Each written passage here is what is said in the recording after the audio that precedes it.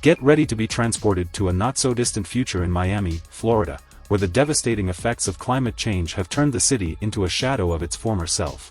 With severe flooding and scorching temperatures, life has become unbearable for the residents, who are forced to conduct their activities at night to escape the heat. Poverty is rampant, and makeshift slums and boats are the only options for some. Despite the gloom and despair, people cling to their memories of happier times. And amidst it all, two ex-soldiers, Nick and Emily, have come up with an extraordinary business idea, the Reminiscence Tank. A service that allows you to relive your fondest memories through the power of advanced technology and sedatives. Nick, the mastermind behind this incredible operation, who takes it up a notch by presenting memories in holographic form, creating a surreal experience that will blow your mind. Watch as Nick takes his old army pal, Hank, back in time to a beautiful day 13 years ago, where he played with his furry best friend. Nick describes the reminiscence sensation as a powerful drug that lets you reconnect with your loved ones and relive the moments that matter. But beware, overindulging in these memories could lead to a dangerous addiction, trapping you in the past and robbing you of the present. And to top it all off, Nick reveals that each memory is stored on a flash drive, making it clear that this service is not without risks. As Nick and Emily are ready to call it a day, a beautiful stranger named May walks in, seeking help to find her keys. Despite Emily's objections, Nick is immediately taken with May and decides to assist her. Nick wastes no time in whisking May away to the reminiscence tank, immersing her in a memory of her morning routine. As May relives the memory, Nick becomes engrossed in the intricate details of her surroundings. Although Emily tells him where May's keys are, Nick continues to explore the memory and discovers May's hidden talent as a nightclub singer. When May accidentally leaves her earrings behind, Nick returns them to her at the nightclub the next night. After May's performance, she invites Nick to her apartment, where their passions run wild. As they lay together on the rooftop, May wonders why Nick doesn't use the reminiscence tank more often, to which he responds that memories are like a fine wine and best in small doses. However, it is then revealed that Nick has been lost in a daydream about May the entire time he has been in the tank. Emily tries to snap him out of it, but Nick can't shake his infatuation. It transpires that May has gone missing, and Nick is using the tank to track down his dream girl. Nick tirelessly goes to the club where May worked and asks her friends for clues, but his efforts are in vain. Feeling helpless, he turns to his memories of May and takes a sedative to help him remember their time together. One night, he wakes up to a loud banging on his front door and angrily goes outside, only to find a pair of earrings on the ground that he recognizes as May's. Excited, he tells Emily, but she dismisses it as a coincidence. As a last resort to find May, they go to the police station and extract memories from a dying criminal named Miles. At first, they struggle to find any useful information, but Nick changes his approach and uncovers a conversation between Miles' boss, St. Joe, and a corrupt cop named Cyrus Booth. May is present at the nightclub with them, singing and appearing to be under the influence of something. As the memory unfolds, Nick learns that May stole a bag of drugs from St. Joe and fled. On the next day, Nick heads to New Orleans and uses a fake identity to enter St. Joe's club. Unfortunately, Joe isn't fooled by his lies and orders his men to beat him up. When Nick finally admits that he's searching for May,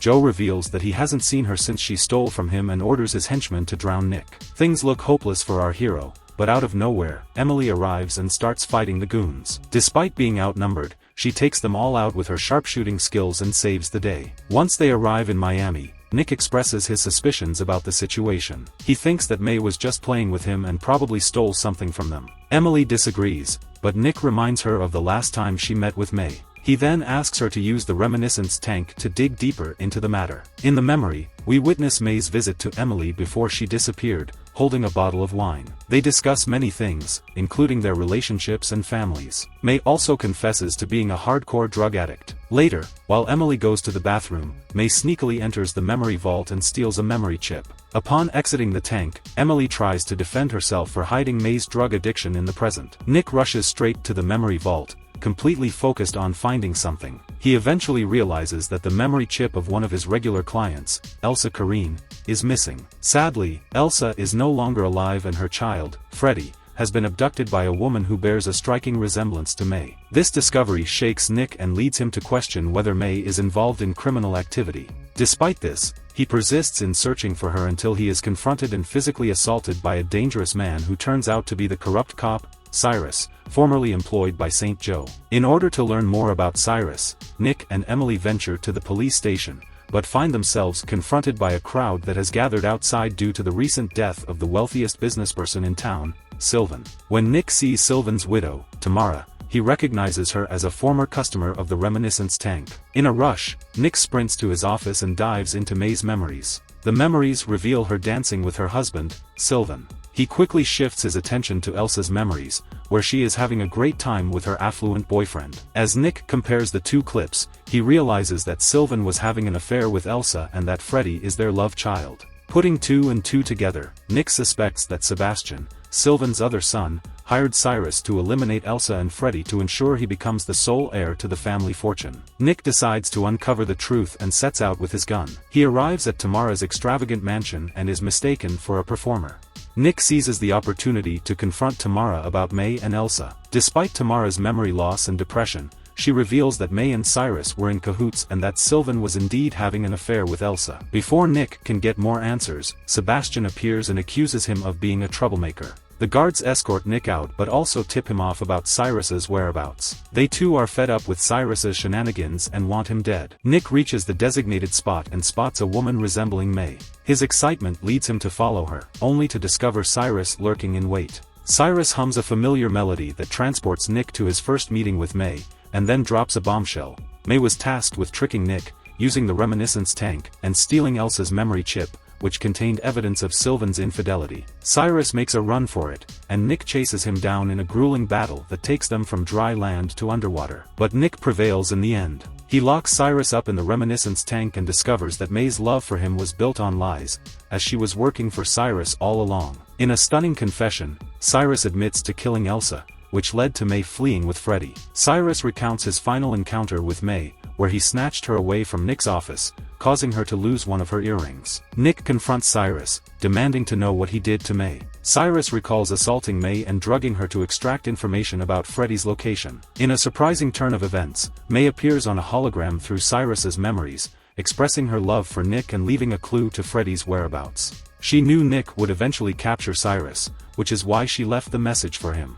However, Nick is devastated to learn in the final memory that May did something unthinkable when she couldn't handle the pressure anymore. Grief-stricken and seeking revenge, Nick forces Cyrus to relive his worst memory repeatedly. It shows Cyrus's face being burned by St. Joe's men as punishment for stealing profits. But even this isn't enough for Nick, so he intensifies the voltage of Cyrus's memory, causing him to die in the water tank. After discovering the truth, Nick goes straight to Sylvan's estate and confronts Sebastian regarding Elsa's murder. He reveals that Sebastian killed her to inherit his father's wealth and that he knows about the affair between Elsa and Sylvan. Sebastian, furious and shocked, tries to shoot Nick, but he can't bring himself to do it. Instead, he attempts suicide, but his mother comes to the rescue just in time. With the situation resolved, Nick meets with Emily and admits his crimes, recounting the complicated story of May, Cyrus, and their tangled web of deceit. He advises Emily to value life and go back to her family. During his final moments, Nick enters the reminiscence tank,